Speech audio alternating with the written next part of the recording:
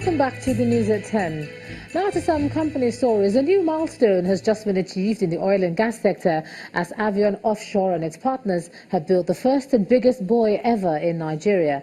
The fabrication of the buoy, who had over 70% local content, is also the first to be delivered on time. All the major players in the industry who turned up to celebrate the remarkable achievement described it as the most advanced buoy ever made with local content. The contract for the fabrication of the Inaugurates buoy was awarded in 2014, and that's when the journey to achieve this feat in the oil and gas industry began. The gathering of oil and gas industry titans is to applaud and usher in a new technological first from the successful venture partnership between Avion Offshore, APL NOV, and Total Nigeria.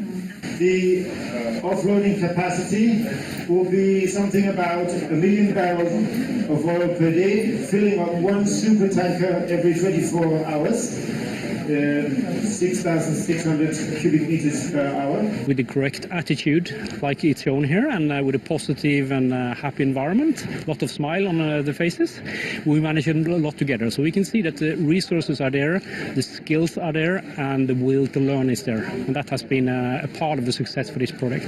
In spite of the numerous challenges encountered during the construction, the chairman of Avion Offshore, Mr. Tane Jerd, describes Inaugurates buoy as a game changer in the industry. It simply shows that Nigerians can build the most complicated of equipment in Nigeria. It is a testimony to the capacity of Nigerians when they put their mind at it to be able to deliver.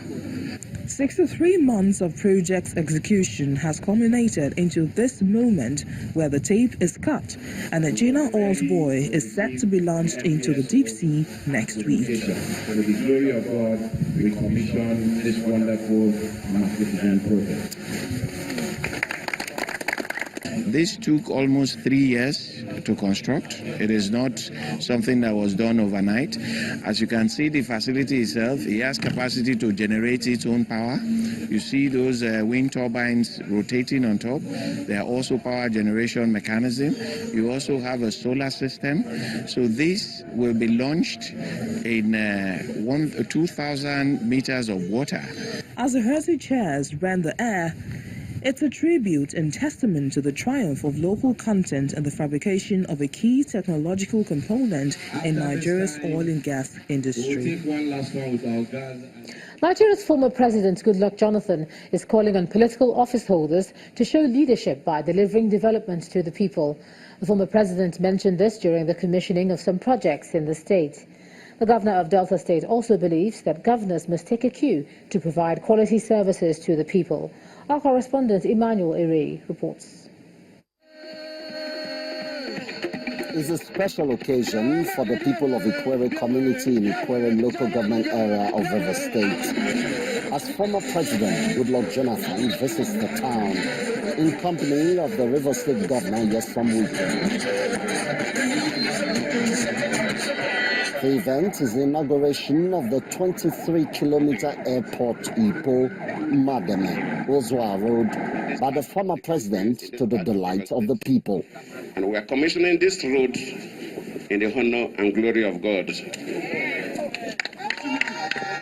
Governor Wike and the PDP governors have shown good example of leadership to the PDP brand. They don't just talk about projects, they do the projects. And people have seen the project. The newly built Mboshimini Primary School and Mboshimini Women Model Primary Healthcare Center are the next port of call. This time, the governor of Delta State, Okowa, performs the cutting of the tape as the team inspects the building.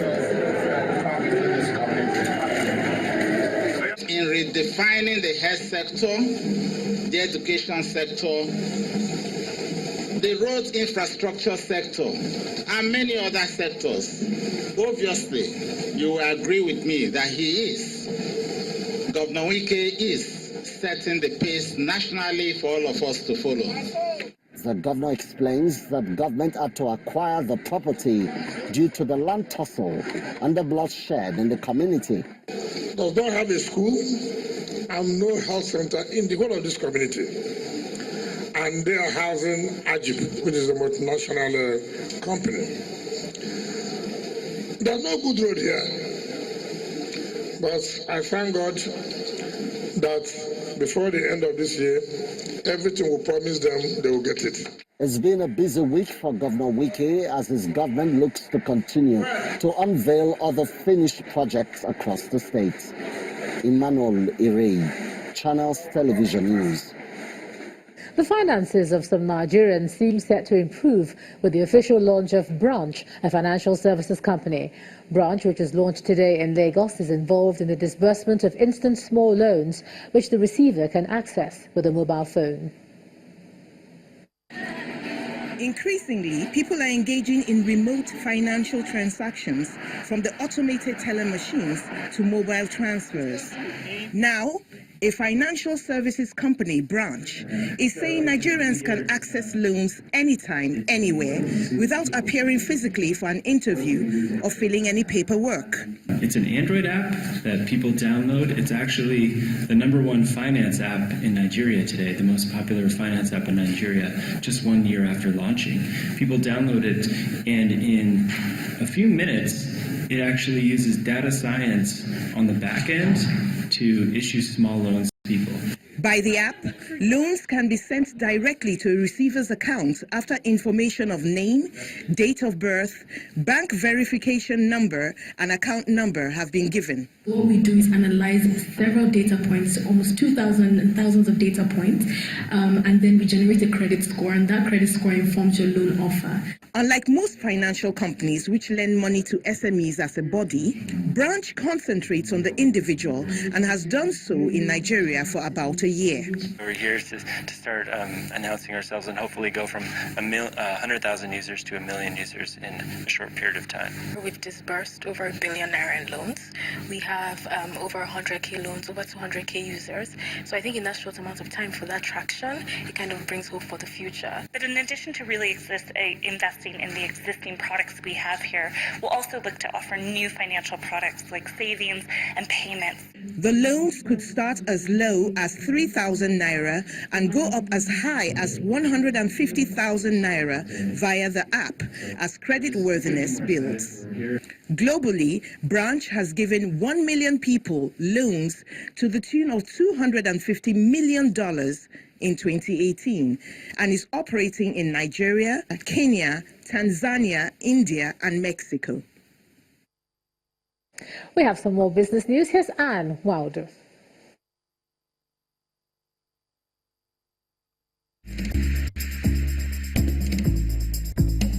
You first.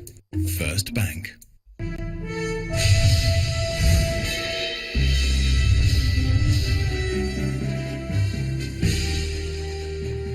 Thanks a lot, Ijoma. Let's begin business news tonight with the Central Bank of Nigeria saying that it has what it takes to maintain foreign exchange stability despite the mixed sentiment in the global economy. At the media briefing here in Lagos, the need to leverage Nigeria's currency swap deal with China was discussed. Channel's business correspondent Temple Ashaju reports. The third meeting of the CBN Bankers Committee this year focuses on foreign exchange stability, financial inclusion, Naira-Yuan swap, and measures against electronic fraud. Currency swap. The briefing commences with updates from the CBN on the strategies for foreign exchange stability. The Central Bank of Nigeria has enough arsenal to ensure that we have a stable exchange rate and that any demand for forex will be met to ensure liquidity in the foreign exchange market. The issue around PTA and BTA was further liberalized. Before now, banks would only serve their own customers. But today, that facility is open to every Nigerian. The high point of the briefing is the call on businesses to take advantage of the currency swap deal between Nigeria and China, valued at 15 billion yuan. Central Bank is willing and ready to incentivize importers so that instead of bringing invoices in dollars, they should bring invoices in Chinese renminbi. The bank has also looked to resist cyber attacks and plan to license some 500,000 agency banks. The committee actually recognized the threat of cyber attacks, and the committee mandated that banks should immediately strengthen their existing security operations center. We have this rapid program to license more agents. About 500,000 agents is expected to be licensed over the next 3 years. Onboard additional 40 million customers into the banking sector. These four-pronged strategies will be the precursor to the next bankers' meeting as the regulator beams its searchlight in the financial markets. Temple Ashaju, Channels Television News. Home and personal care giant PZ Cussons' full-year pre-tax profit is expected to be at the lower end of £80 to £85 million range as earlier forecast. The soaps and cosmetics maker says that tightening trading conditions in Nigeria is responsible for this weakness. And this is coming on the heels of a profit warning issued in the month of March this year, with plans to cut costs and reduce risk sales in UK and Nigeria, which are the key markets. PZ's bathing product sales in the UK have been hurt by tightening UK retail landscape and inflation outpacing wage growth. But its personal care segment in the United States is still very stable. Let's see how the stock market fared at the last trading day of this week. The bearish sentiment recorded yesterday continued today as financial markets took a two-day break for the Muslim celebration. Let's hear more from Tosin Additional.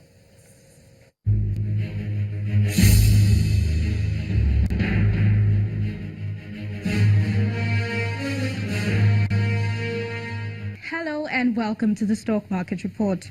As financial markets across the country close for the Muslim Eid al-Fitr holiday, the local equities market ended Thursday's trading session with a hangover of profit-taking. The all-share index fell further by 0.7%, below the 39,000 points, while the equities capitalization declined by 30 billion naira, but still around the 14 trillion naira level. Traders attribute price depreciation from high-value stocks across the oil and gas, consumer goods, and the banking sectors to the lackluster performance on the market. On the other hand, volume turnover for the day remains vibrant with over 330 million units of shares sold in more than 3,600 transactions, while the shares of United Capital is a major contributor to the volume on the activity chart. The stock market will resume trading next week, Tuesday, June the 19th. And that's the Stock Market Report. Thank you for watching. I'm Tosin Additional.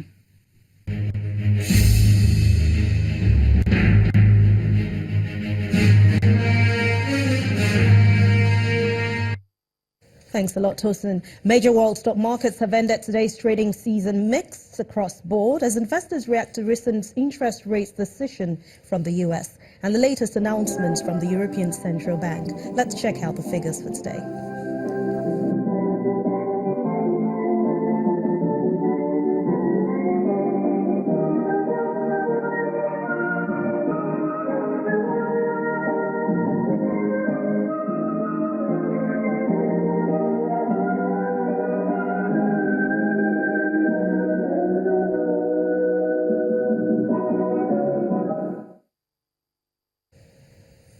Thanks a lot for watching Business News Tonight. I'm Anne Nwawadu. It's back to you, Gemma.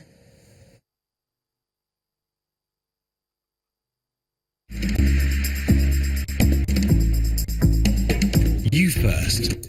First Bank. Still ahead on the news at 10, we can't get enough of the World Cup as host Russia thrashed Saudi Arabia 5-0 in a thrilling opening game at the 2018 FIFA World Cup. But that's on Sports News. Just stay with us.